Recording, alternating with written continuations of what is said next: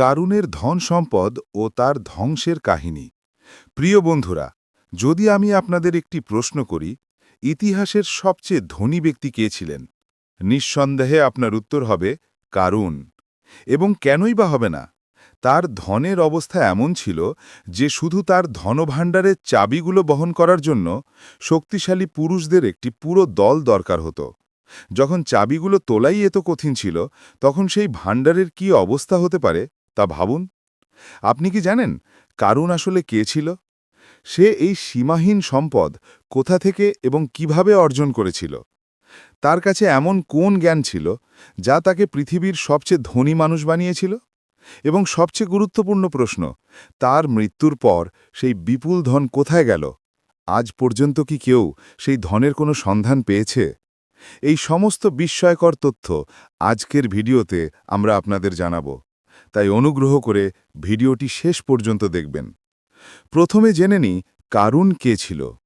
কারুন ছিল বনি ইসরায়েলের একজন এবং বিশেষভাবে নবী হযরত মুসা আলাইহিসসালামের কওমের একজন সদস্য। আল্লাহ তাআলা কুরআনে বলেছেন যে নিশ্চয়ই কারুন মুসা আলাইহিসসালামের কওমের একজন ছিল, কিন্তু সে বিদ্রোহ করেছিল।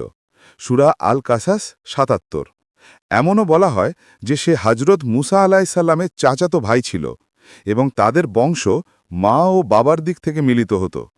তার বংশ এইভাবে: কারুন বিন ইয়াসার বিন কাহিস বিন লাবি বিন ইয়াকুব। আর হযরত মুসার বংশ হল মুসা বিন ইমরান বিন কাহিস, অর্থাৎ দুজনের বংশ কাহিস বিন লাবির ওপর গিয়ে মিলেছে। কিছু আলেমের মতে জীবনের প্রাথমিক পর্যায়ে কারুন নবী মুসা আলাইহিসসালামের অনুসারী ছিল এবং সে অত্যন্ত ইবাদতগুজার ছিল। এমনকি বলা হয় সে বনি ইসরায়েলের মধ্যে এমন ইবাদতের মর্যাদা অর্জন করেছিল যা অন্য কেউ পায়নি। কেউ কেউ বলেন সে ৪০ বছর পাহাড়ে একাকী থেকে আল্লাহর ইবাদত করেছে।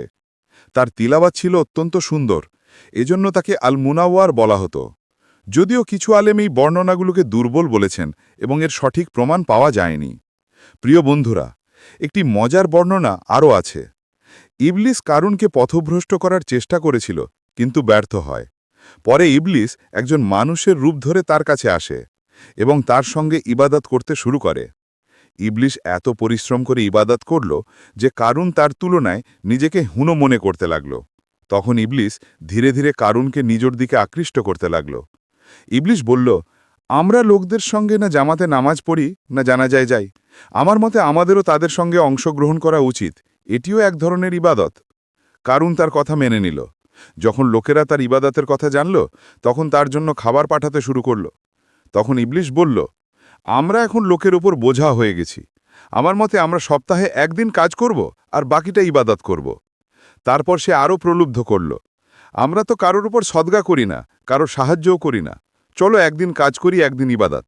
ধীরে ধীরে শয়তান তাকে কাবু করে ফেলল এবং তারপর ছেড়ে দিল। ঠিক সেই সময় থেকেই দুনিয়া তার জন্য খুলে গেল। সে ইবাদত ও ত্যাগ ভরা জীবন ভুলে গিয়ে ধন সম্পদ জমাতে লেগে গেল।